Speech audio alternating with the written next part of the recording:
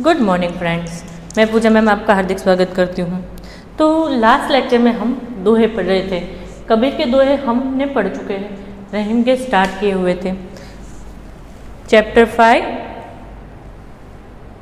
Part 2, जिसमें हमने देखा था कि कबीर जी के पहले हम देख लेते हैं, एक बार रिवीजन कर लेते हैं कि हे प्रभु, मुझे बस इतना अन्न और धन दीजिए जिसमें मैं मेरे परिवार का पालन पोषण कर सकूं। मैं न भूखा रहूं और न कोई साधु फकीर मेरे दरवाजे से भूखा जाए। जो व्यक्ति बिना सोचे समझे काम करता है वो बाद में पछताता है और वह अपना काम तो बिगाड़ता ही है और दुनिया में उसकी हंसी उड़ाई जाती है।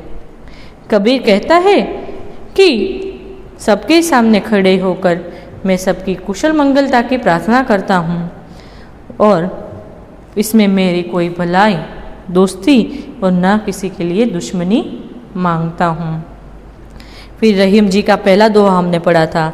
रहीम जी कहते हैं कि उत्तम स्वभाव के व्यक्ति पर बुरे लोगों की रहीम जी कहते हैं कि वे मनुष्य मर चुके हैं जो दूसरों के पास मांगने जाते हैं, परंतु उससे पहले वे लोग मर चुके हैं जो मांगने वालों को देने से इनकार कर देते हैं। तो यहाँ पे हमने ये 4 दोहे पढ़े थे, जिसमें रहीम जी के बारे में हम अब पढ़ेंगे। तो एक बार फिर से इसका गान हो जाए। रहीमन वे नर मर चुके जी कहूँ मांगन जाही, उनसे पहले वे मुए जिन मुख निकसत नाही कबीरा। साईं इतना दीजिए जहाँ में कुटुंब समाए, मैं भी भूखा ना रहूं, साधु न भूखा जाए कबीरा, साधु न भूखा जाए। आपको मेरे साथ गाना है। बिना विचारे जो करे सो पाछो पछताए, काम बिगाड़े आपनो जग में होत हसाए कबीरा, जग में होत हसाए। कबीरा खड़ा बाजार में मांगे सबन की खैर, ना कहूँ उस दोस्ती ना कहूँ उस बैर कबीरा, ना कहूँ उस बैर। रहीमन वे नर मर चुके जे कहूँ मांगन जाही, उनते पहले वे मुए जिन मुख निकसत नाही रहीमा, जिन मुख निकसत नाही। जो रहीम उत्तम प्रकृति का करी कुसंग, चंदन विष व्याप्त नहीं लिपटे रहे भुजंग रहीमा, लिपटे रहे भुजंग। बड़ी बड़ाई ना करे बड़े ना बोले बोल, रहीमन हीरा कब कहे लाख टका मेरो मोल रहीमा, लाख टका मेरो मोल। आवती ही हर्ष नहीं नैनन नहीं सन्ने, तुलसी वाहन कंचन बरसे मेघ तुलसी, कंचन बरसे मेघ। विद्या धन उद्यम बिना, कहो जो पावे कौन। बिना डुलाए ना मिले, जो पंखा को पौन तुलसी, जो पंखा को पौन। Very good, clap for everyone. So अब हम आगे बढ़ते हैं। जो रही उत्तम प्रकृति, का करी कुसंग। चंदन वेश व्याप्त नहीं, लिप्ट रहे भुजंग। तो यहाँ पे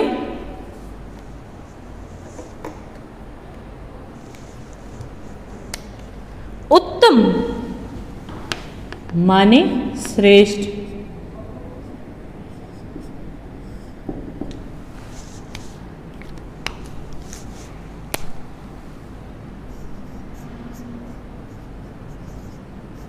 श्रेष्ठ। फिर है प्रकृति,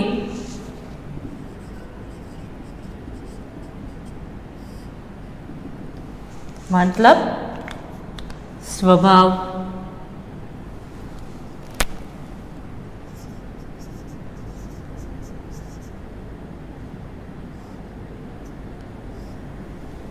स्वभाव का मतलब क्या।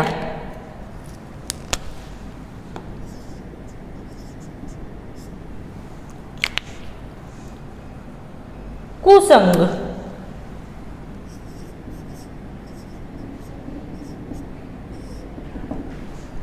कुसंग मतलब बुरी संगति।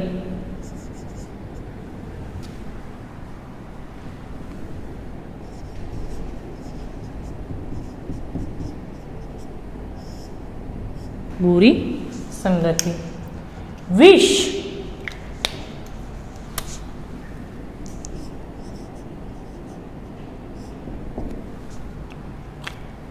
जहर।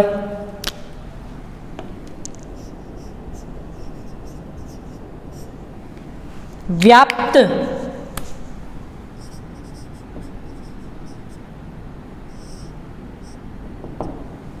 व्याप्त मतलब फैलता है।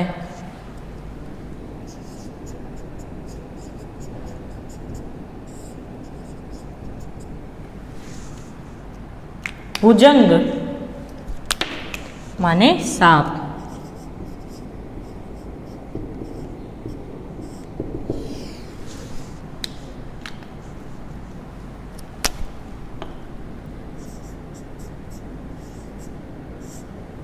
सांप। तो यहाँ कहते हैं कि रहीम कहते हैं कि जो उत्तम प्रकृति के माने उत्तम स्वभाव वाले होते हैं कि व्यक्ति पर बुरे लोगों की संगति का बुरा असर नहीं होता है। चंदन के वृक्ष पर सांप लिपटे रहते हैं, फिर भी चंदन में सांपों का विष नहीं फैलता है। अगर हमारा स्वभाव अच्छा हो तो हमारे आसपास चाहे कितने भी बुरे लोग क्यों ना हों, उन पर उनके स्वभाव का हम पर कोई असर नहीं होता है। जिस तरह चंदन के पेड़ पर सांप लिपटे रहते हैं, उसके बावजूद चंदन का पेड़ सांपों के विष से प्रभावित नहीं होता है। सांपों के संग से उसकी सुगंधि में कोई अंतर नहीं पड़ता। इसी प्रकार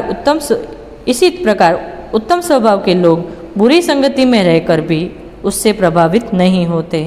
वे अपने गुण से अपराधियों को प्रभावित करके उनका जीवन बदल देते हैं। तो यहाँ पे हमें क्या कहा है कि जिस प्रकार अच्छे व्यक्ति हो, जिस प्रकार अच्छे व्यक्ति हो और अच्छे व्यक्ति के कारण कई सारे बुरे लोग भी अच्छे हो जाते हैं। एक बहुत पुरानी फिल्म है, ब्लैक एंड वाइट मूवी है, लेकिन आप सबने ये गाना तो ज़रूर सुना होगा। ए मालिक तेरे बंदे हम, ऐसे हो हमारे करम, नेकी पर चले और बदी से डरे, ताकि हंसते हुए निकले दम। ये गाना तो आप सबने सुना होगा, लेकिन ये किस मूवी में है ये आपको पता नहीं है शायद। ये 2 आंखें 12 हाथ, मूवी का नाम है 2 आंखें 12 हाथ। इसमें एक जेलर की कहानी है। एक जेलर 6 खूंखार गुंडों को वो अपने घर पे रहने को लिए लाता है और कहता है कि मुझे कुछ दिनों की मोहलत दीजिए, मैं इन सबको अच्छा बना देता हूँ। खूनी जिसे कहते हैं, ऐसे एक दूसरे का गला काटने में एक क्षण भी नहीं सोचते, ऐसे 6 व्यक्ति को वो अपने घर पे ले जाता है, रखता है, उनको सुधारता है। वो किस प्रकार सुधारता है, किस प्रकार उनको रखता है, इसके बारे में ये मूवी है।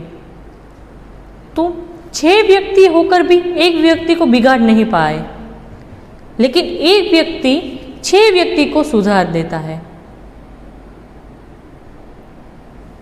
जब अंत में उनके पास खेती करवाते हैं, फिर बाजार में उसको बेचने को भेजते हैं।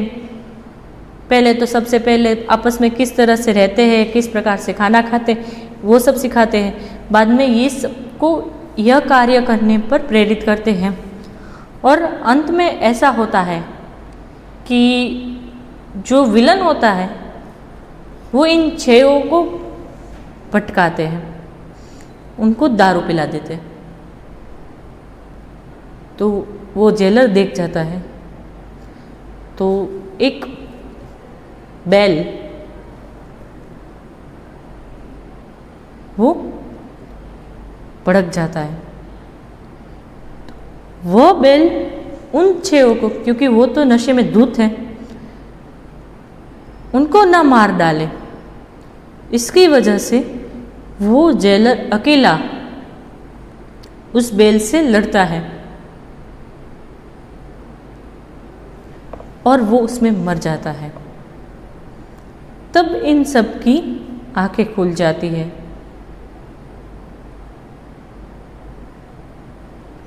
शायद यह भी कहते हैं कि इस मूवी में जो एक्टर है, जो जेलर बना हुआ है, शायद उनका नाम वी शांताराम है।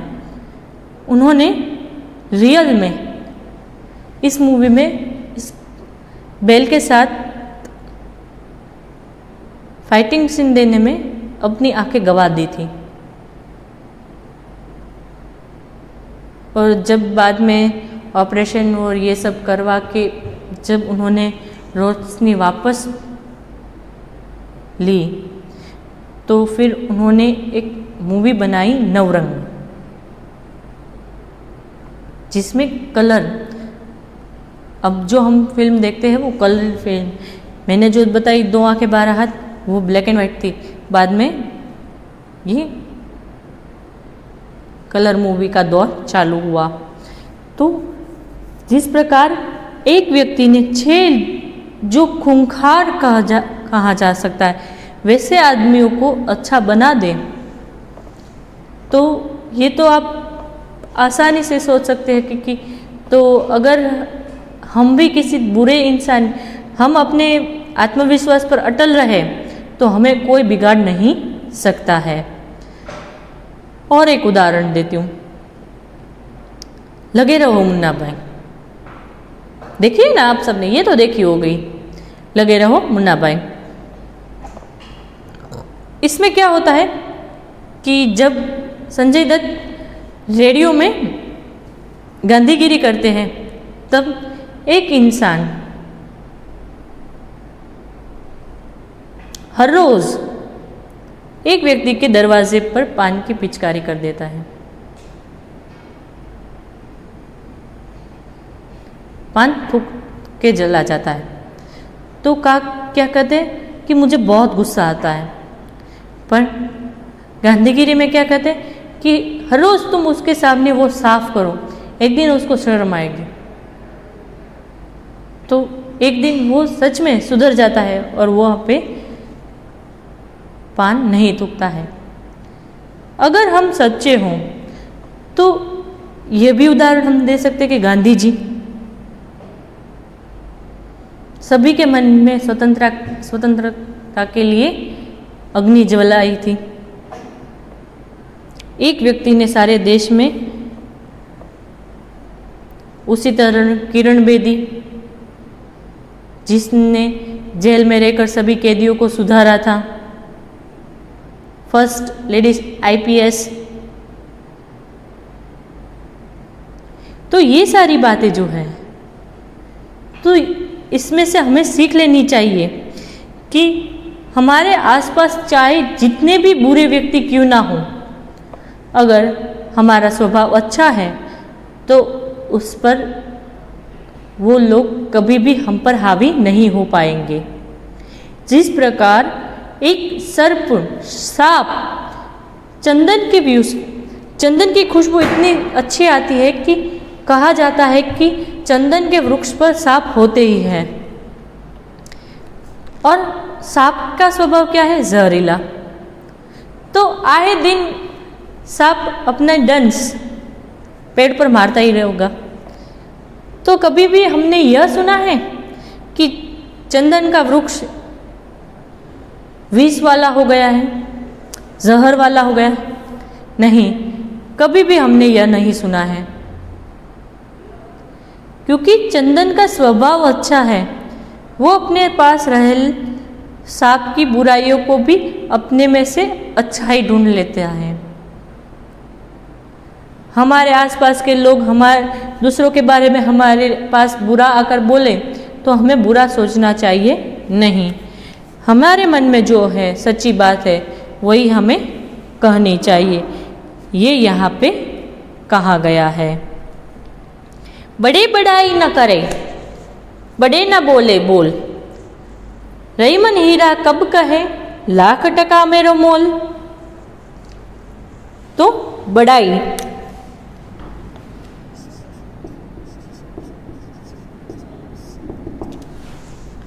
मतलब प्रशंसा,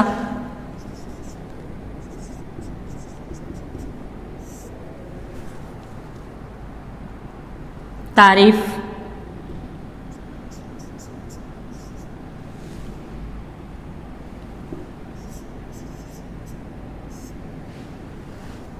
फिर टका।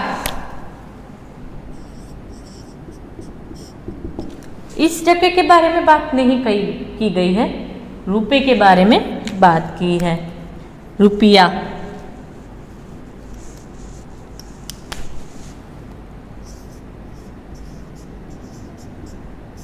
रुपया। मोल, कीमत। मॉल माने ये रिलायंस मॉल, ये उनकी बात नहीं हो रही है। मॉल माने मूल्य, कीमत।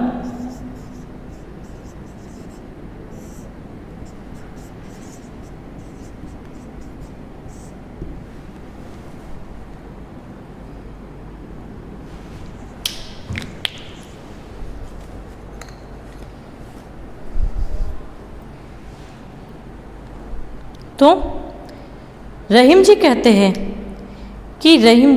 कि बड़े लोग कभी अपनी प्रशंसा अपने मुख से नहीं करते हैं।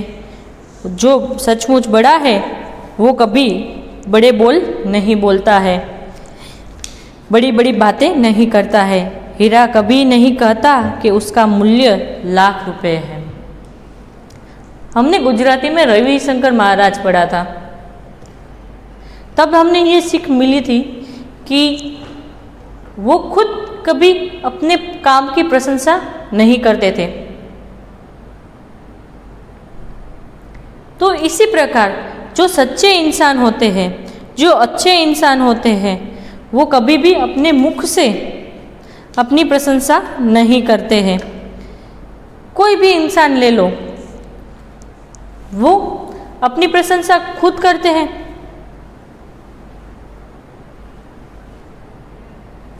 मैं इतना बड़ा महान हूँ, मैं ये करता हूँ, मैं वो करता हूँ, मैं ये करती हूँ, मैं वो करती हूँ, एक्सेट्रा एक्सेट्रा एक्सेट्रा। तो जो बड़े लोग होते हैं वे ऐसा कुछ भी कभी नहीं करते हैं, कभी भी अपने काम का खुलेआम प्रदर्शन नहीं करते हैं। कभी भी वो हमको, वो पर्दे के पीछे के एक्टर हैं, ऐसा भी हम कह सकते हैं कि पर्दे के पीछे रहकर वो अपना कार्य किए जाते हैं।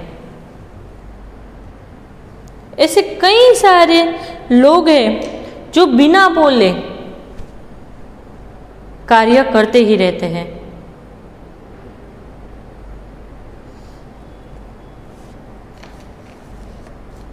मदर टेरेसा, रविशंकर महाराज, तो ऐसे बड़े लोग हैं, उनको हमें पहचान दिलवाने के लिए ये जाहिर नोटिस देने की ज़रूरत नहीं है। देखो इतने ये सारे कार्य किए हैं, ये किए हैं, वो किए हैं, भर भर के पेज भर भर के, जिसने अपनी खुद की अच्छी बातें लिखी है, वैसे लोग की बात नहीं करते हैं। यहाँ पे उन लोगों की बात करते हैं जिन लोगों ने अपनी कैरियर में कार्य किया है, लेकिन कभी भी अपने कार्य को सभी के सामने लाया नहीं है। चुपचाप ही वो अपने कार्य करते ही जाते हैं, लेकिन उन लोगों को प्रशंसा अपने आप ही मिल जाती है, किसी को बताने की ज़रूरत नहीं है। हीरा, रियल डायमंड हम लेने जाए तो वो लाखों करोड़ों में होता है। हीरा दूसरे लोगों से कहता है, गोल्ड से, सिल्वर से, कॉपर से, देख मेरी कीमत क्या है, देख मेरी कीमत लाख रुपए है। वो कहता है? कभी नहीं कहता है ना। इसी तरह कभी भी जो अच्छे लोग होते हैं वो अपनी प्रशंसा अपने मुख से कभी भी नहीं करते हैं। तो ये तीन और 6 दोहे आप एक बार रिवाइज कर लो।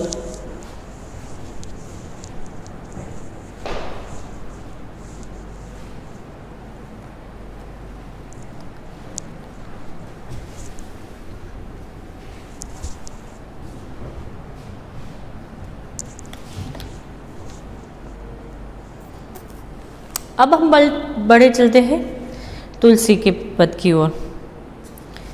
तो हमने जब पढ़ा तब हमने देखा था कि तुलसी जी राम के अनन्य भक्त हैं।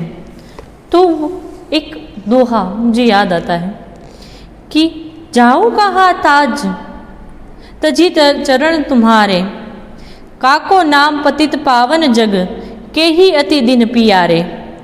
कोने देव बराई बिरहित हठी हठी उद्दम दारे, खग मृग व्याध पशान विपट जड़ जवन कवन सुरतारे।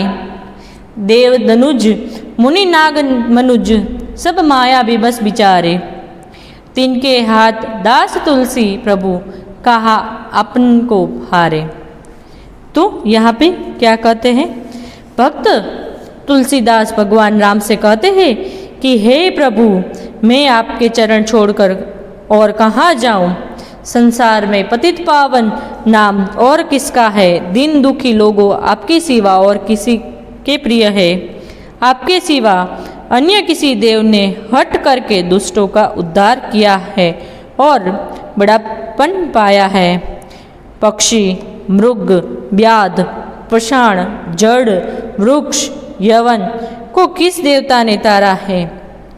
देवता, राक्षस, मुनि, नाग, मनुष्य, ये सब माया के विवश है और उसी के बारे में सोचते विचारते हैं। तुलसी जी कहते हैं कि हे प्रभु, इनसे अपनापन जोड़ने से कोई लाभ नहीं होता है। तो यहाँ पे सभी लोग माया विवश होकर भगवान को भूल जाते हैं। हम भी माया विवश होकर भगवान को भूल जाते हैं और हम सारे कार्य करने का भूल जाते हैं और जब मुसीबत आती है तब हम भगवान को याद करते हैं।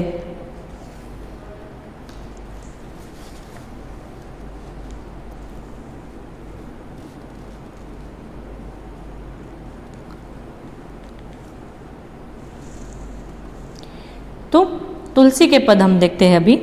आवत ही यह हर्ष नहीं, नैनन नहीं सने, तुलसी वहाँ ना जाइए, कंचन बरसे मेघ। यह आपने गुजराती में पढ़ लिया है, गुजराती या हिंदी में आपने पढ़ लिया है ना। तो तुलसीदास जी कहते हैं कि जिस घर के लोगों का हृदय तुम्हें आया हुआ देखकर खुश नहीं न हो जाए, तो उनकी और जिनकी आंखों में स्नेह की भावना न हो, उस घर में कभी मत जाओ, फिर भले ही वहाँ सोने की ही क्यों वर्षा न हो। हम किसी के घर पे जाए और वहाँ पे हम जाकर बैठे और वो अपने मोबाइल पर लगे पड़े हैं और साथ ही वह हम आए तो उठकर चले जाते अपने रूम में या बाहर चले जाते, तो हमें वहाँ इंसल्ट फील होता है ना। और ऐसा भी कई बार होता है कि हम किसी के घर पे जाए तो इस प्रकार से हमारे साथ बिहेव करते हैं कि हमें अच्छा नहीं लगता है, बुरा लगता है। तो तुलसीदास जी यही कहते हैं कि ऐसे घरों पे मत जाओ जहाँ हमारे जाने से किसी को खुशी ना मिले, हमारे लिए प्यार ना दिखाई दे। ऐसे घर में न जाओ, क्योंकि वहाँ भले ही सोने की बारिश क्यों ना हो रही हो, वहाँ पे पैसों का अभिमान हो जाता है। तो ऐसे घरों में मत जाओ जहाँ हमारा मान सम्मान न रखा जाए, वैसे घरों में मत जाओ। यही तुलसीदास जी कहते हैं। विद्या धन उद्यम बिना, कहूँ जो पावे कौन, बिना डुलाए न मिले जो पंखा को पौन। ये तो सही बात है कि अगर आपको धन और विद्या पानी है तो आपको मेहनत तो करनी ही पड़ेगी। तो आवत मतलब आने पर,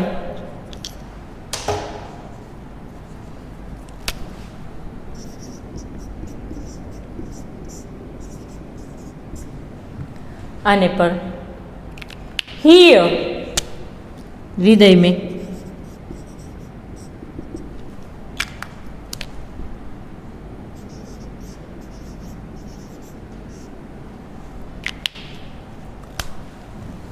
हर्षे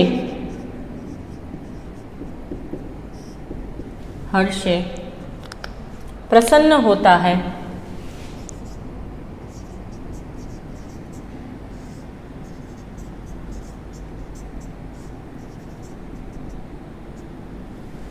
प्रसन्न होता है। नैनन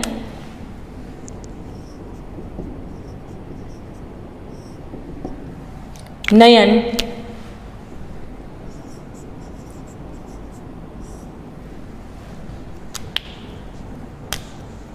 स्नेह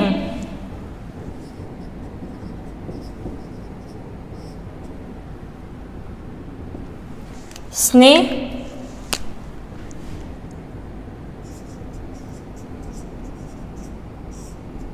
प्रेम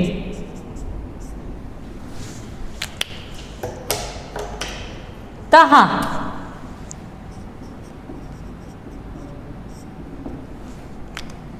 वहाँ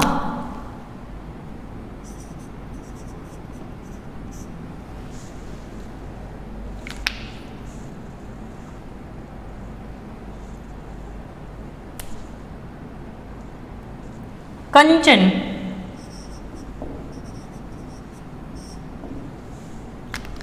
सोना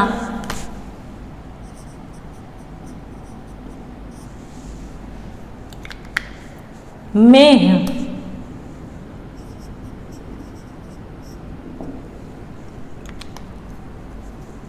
बादल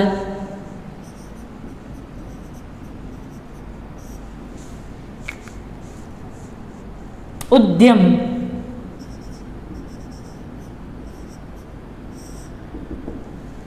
मेहनत परिश्रम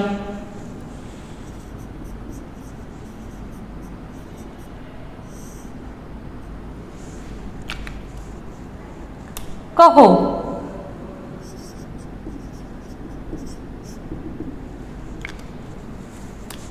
बताइए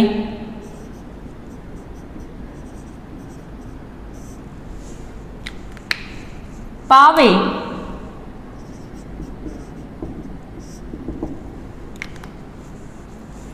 पाता है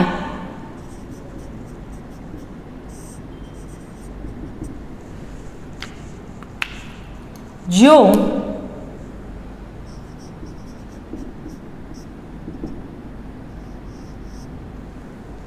जो जैसे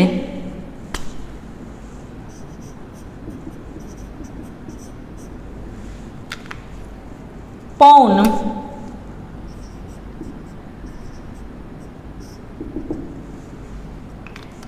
पवन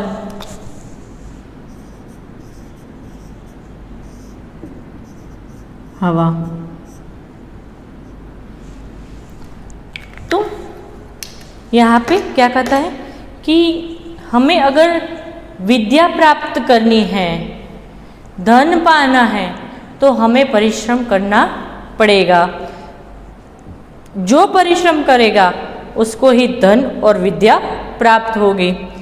जिस तरह से आपने हैंड फैन देखे ना, जो पहले के देखने को मिलते, ऐसे ऐसे फैन हिलाते, तो अगर हमको हवा चाहिए तो उसको भी हमारे हाथों से हमें हिलाना पड़ेगा, हमें परिश्रम करना पड़ेगा।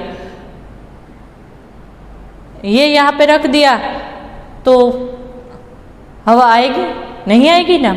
उसी तरह अगर हमें विद्या और धन चाहिए तो हमें उद्यम माने परिश्रम करना ही पड़ेगा। बिना परिश्रम किए विद्या और धन किसने पाया है? हाथ हिलाए बिना पंखे की हवा भी नहीं मिलती है। तो हमें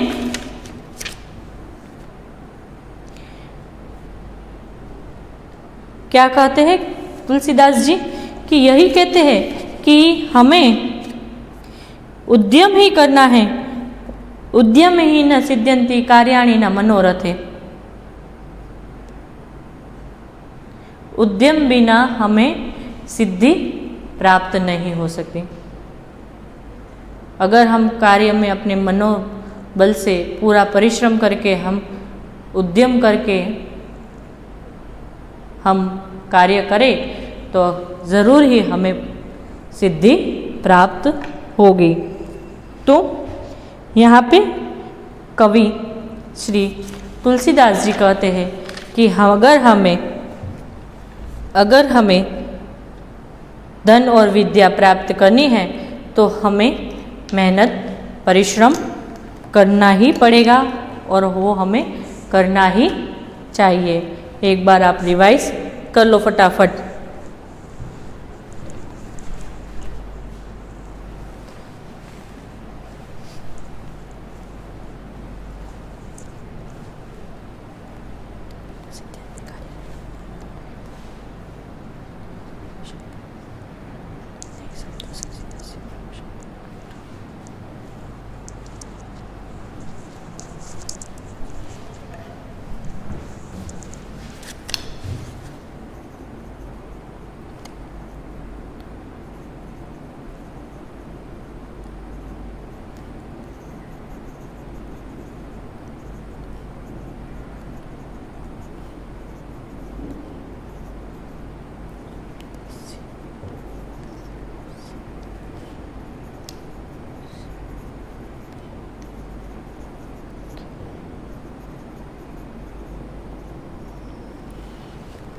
तो एक बार फिर से हम देख लेते हैं कि साईं मुझे इतना ही दीजिए जिसमें मैं, हे प्रभु, हे ईश्वर, मुझे बस इतना ही अन्न और धन दीजिए जिसमें मैं अपने कुटुंब का पालन पोषण कर सकूं, उसमें मैं भूखा ना रहूं और मेरे घर में कोई साधु संत मांगने आए तो वो भी भूखे न जाए।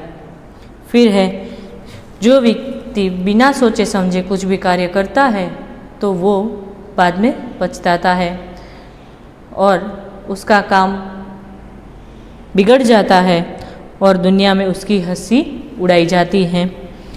फिर कबीर जी कहते हैं कि कबीर जी सबके सामने खड़े होकर सबकी कुशलता और सबकी भलाई की प्रार्थना करते हैं, तो उसमें किसी के लिए दोस्ती नहीं है और ना किसी के लिए दुश्मनी है। रहीम जी के बारे में हमने देखा था, तो रहीम जी कहते हैं कि रहीमन वे नर मर चुके, मेरे लिए ये वो लोग मर चुके हैं जो दूसरों के पास मांगने जाते हैं, पर उनसे पहले वे लोग मर चुके हैं जिन लोग मांगने आते हैं, मांगने वालों को देने से इनकार कर देते हैं। रहीम जी कहते हैं कि अगर आपका स्वभाव अच्छा हो तो आपके पास बुरे लोगों की संगति आपको कुछ बिगाड़ नहीं पाती है। जिस प्रकार चंदन के वृक्ष पर भुजंग सांप लिपटा रहता है, फिर भी चंदन सांपों का विष नहीं फैलने देता है। रहीमन कहते हैं कि बड़े लोग कभी अपने मुख से अपनी प्रशंसा नहीं करते हैं। जो बड़े सचमुच बड़े हैं वह कभी बड़े बोल नहीं बोलते हैं, बड़ी बड़ी बातें नहीं करते हैं। हीरा कभी नहीं कहता है कि उसका मूल्य लाख रुपए है। तुलसीदास जी कहते हैं कि जिस घर के लोगों के हृदय में तुम्हारे आने पर खुशी ना देखने को मिले, जिसकी आंखों में स्नेह प्रेम न देखने को मिले, उस घर में आप न जाइए, भले ही वहाँ पे सोने की बरसात क्यों ना हो रही हो। बिना परिश्रम किए बिना आपको विद्या और धन प्राप्त नहीं हो सकता है। विद्या और धन पाने के लिए आपको परिश्रम करना ही पड़ेगा। जिस प्रकार हाथ के पंखे को हिलाए बिना पवन हमें नहीं मिलता है, उसी तरह परिश्रम किए बिना हमें धन और विद्या प्राप्त नहीं हो सकती है। रहीमन ने देखी, एक उदाहरण के रूप में देते हैं। रहीमन ने देखी बड़े न को लघु न दीजिए डारी, जहाँ काम आवे सुई कहाँ करे तलवारी। तो रहीम जी कहते हैं कि जिसका कार्य उसी को साजे और करे तो ठेंगा बाजे। जिसका कार्य उसी को ही करना चाहिए। जहाँ सुई का काम क्या है? कपड़े सीने का। तलवार का काम क्या है? युद्ध में लड़ने का। तो यहाँ पे क्या कहते हैं कि सुई का काम सुई को ही करने दो, तलवार का काम तलवार को ही करने दो। तलवार से हम कपड़े सीने जाएंगे तो कपड़े फट जाएंगे, और युद्ध में हम सुई लेकर जाएंगे तो सबसे पहले हत्या हमारी हो जाएगी। उद्यम न सिद्ध्यन्ति कार्याणि न मनोरथे, नहीं सुप्तस्य सिंहस्य प्रवेशन्ति मुखे मृगाः। सिंह जंगलों का राजा है, उसको भी परिश्रम करना पड़ता है। कोई मृग मानी हिरण सामने से सिंह के मुख में नहीं चला जाता है कि ले मुझे खा ले। सोते हुए सिंह के मुख में नहीं चला जाता है, नहीं कहता है कि ले मुझे खा ले। इसी प्रकार हमें परिश्रम करेंगे तो ही हमें धन और विद्या प्राप्त हो सकती है। उसके लिए हमें मनोरथ करना पड़ेगा कि नहीं मुझे यह कार्य करना है, मुझे विद्या लेनी है, मुझे धन पाना है। तभी हम परिश्रम उस पर परिश्रम करेंगे, तभी हम सिद्धि हासिल कर पाएंगे। तो अभ्यास शिक्षक की सहायता से दोहों का भावपूर्ण गान कीजिए। तो ऑलरेडी हमने 3 से 4 बार गान कर चुके हैं, तो अब करने की कोई ज़रूरत नहीं है, करना है तो एक बार फिर से हम आप अपने आप से कर लेना। निम्नलिखित शब्दों का अर्थ बताकर उनका वाक्य में प्रयोग कीजिए। तो वो हम लिखेंगे। तो प्रश्न 3 जो है, प्रश्नों के उत्तर दीजिए। यदि भगवान आपको कुछ मांगने के लिए कहे तो आप क्या मांगना चाहोगे? दूसरा, अच्छे व्यक्ति की संगति से आपको क्या लाभ हो सकता है? 3, लोग धर्म के नाम पर कौन कौन से आडंबर करते हैं? 4, लोग किन किन कारणों से भीख मांगते हैं? तो ये जो 4 क्वेश्चन हैं वो आपको होमवर्क में लिखकर आना है।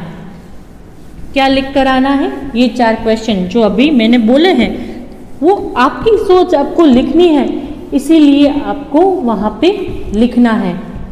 ठीक है, तो ये 4 क्वेश्चन हैं वो आपको होमवर्क में लिखने हैं। होमवर्क देखते हैं।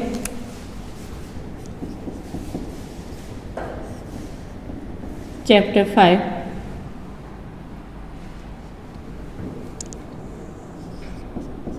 का अभ्यास के प्रश्न नंबर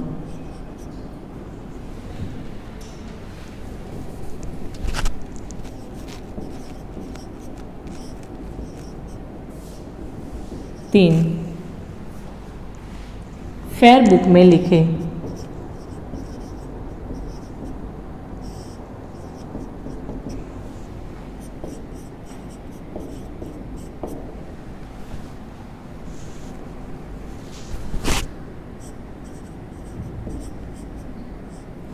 जो 4 क्वेश्चन मैंने अभी बोले हैं, क्वेश्चन नंबर 3 प्रश्नों के उत्तर दीजिए,